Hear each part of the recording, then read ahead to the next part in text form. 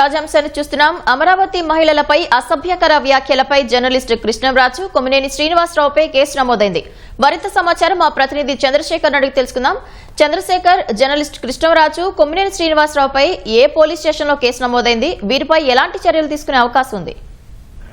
పవిత్ర ఎయిటర్స్ association అధ్యక్షుడిగా చలామణి అయ్యేటువంటి కృష్ణరాజు అనే వ్యక్తి 3 రోజుల క్రితం సాక్షి టీవీ ఛానల్లో జరిగినటువంటి చర్చ సందర్భంగా అమరావతి ప్రాంతం పైన, ఈ ప్రాంతంలో ఉన్నటువంటి మహిళల పైన అసభ్యకర వ్యాఖ్యలు చేశారు. ఇవి పూర్తి స్థాయిలో ఈ ప్రాంతంలో ఉన్నటువంటి మహిళలు కావచ్చు అందరినీ కూడా బాధించాయి. ఆ ప్రాంతాన్ని ఒక అసభ్యకరమైన ప్రాంతంగాను, అక్కడ ఉండే మహిళల్ని కూడా కించపరిచే విధంగాను ఆయన మాట్లాడారు. ఈ సందర్భంగా ఆ మోడరేటర్ గా ఉన్నటువంటి కొమ్మినేని శ్రీనివాసరావు కూడా దాన్ని వారించకుండా ఆయన కూడా కొంత వెకిలిగా ప్రవర్తించినటువంటి పరిస్థితి.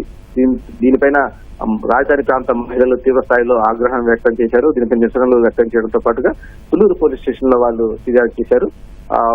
మహిళల నుంచి ఫిర్యాదు అందుకున్నటువంటి పోలీసులు దీనిపైన సమగ్రంగా దానికి సంబంధించినటువంటి ఆధారాలు కూడా సేకరించిన అనంతరం నిన్న రాత్రి ఈ వ్యవహారం పైన కేసు నమోదు చేశారు.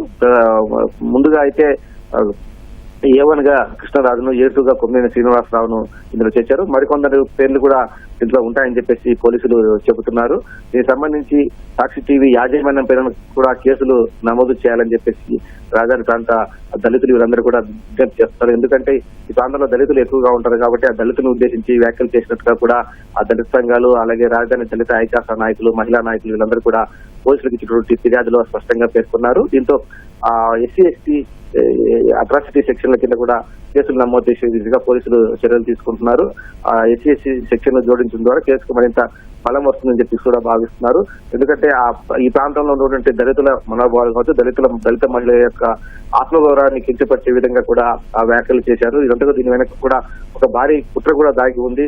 మొదటి నుంచి కూడా సాక్షి టీవీ ఛానల్లో కావచ్చు, లేదా కృష్ణరాజు అనేటువంటి వ్యక్తి కావచ్చు, వీరు రాజధాని ప్రాంతం పైన విద్వేషం వెలగక్కుతూ ఉన్నారు. ఇప్పుడు కూడా అదే క్రమంలోనే వాళ్ళు కుట్ర పన్ని ఇలాంటి వ్యాఖ్యలు చేశారనేటువంటి అభిప్రాయం అయితే రాజధాని ప్రాంత మహిళల్లో వ్యక్తమవుతుంది. అందుకే వారిపైన కఠినమైనటువంటి చర్యలు తీసుకోవాలని చెప్పేసి కూడా డిమాండ్ చేశారు. ఆ ఫిర్యాదు మేరకు ఎక్కువ మంది దళిత మహిళలు ఇచ్చినటువంటి ఫిర్యాదు కాబట్టి దళితుల మనోభావాలు దెబ్బతిన్నాయి, దళితులను కించపరిచే విధంగా వ్యాఖ్య చేశారు కాబట్టి SC ST సెక్షన్లు కూడా ఇందులో జోడిస్తామని చెప్పేసి పోలీసులు చెప్తున్నారు. అయితే ఆ FIR సంబంధించినటువంటి పూర్తి సమాచారం అయితే ఇంకా బయటికి వెల్లడించలేదు పోలీసులు.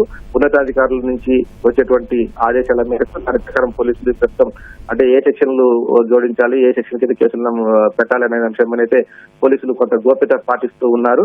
ఎందుకంటే అసలు నిందితులు తప్పించుకున్నటువంటి అవకాశం ఉంది కాబట్టి కొంత దీంట్లో గోప్యత పాటిస్తున్నట్టుగా పోలీసులు అయితే చెబుతూ ఉన్నారు. కానీ ఇప్పటికే చాలా ఆగ్రహావేశాలు వ్యక్తమవుతూ ఉన్నాయి. ఇంత ఆలస్యమైంది ఈ నిందితులను అరెస్ట్ చేయడంలో. చెబ్రోలు కిరణ్ అనే వ్యక్తి భారత్ రెడ్డిపై వ్యాఖ్యలు చేస్తే పోలీసులు సుమోటోగా కేసు నమోదు చేసుకుని వెంటనే వెళ్లి అతన్ని కొద్ది గంటల్లోనే అరెస్ట్ చేసి తీసుకొచ్చి మీడియా ముందు ప్రవేశపెట్టారు. ఇదే పోలీసులు కృష్ణరాజు అనే వ్యక్తిని కావచ్చు, కొమ్మినేని అనే వ్యక్తి కావచ్చు కేసు నమోదు చేయడంలో కానీ, అరెస్ట్ చేయడంలో కానీ ఇంత ఆలస్యం ఎందుకన్నటువంటి అభిప్రాయం అయితే రాజధాని ప్రాంత మహిళా రైతుల్లో, దళిత సంఘాల్లో వ్యక్తమవుతోంది. పవిత్ర, ధన్యవాదాలు చంద్రశేఖర్.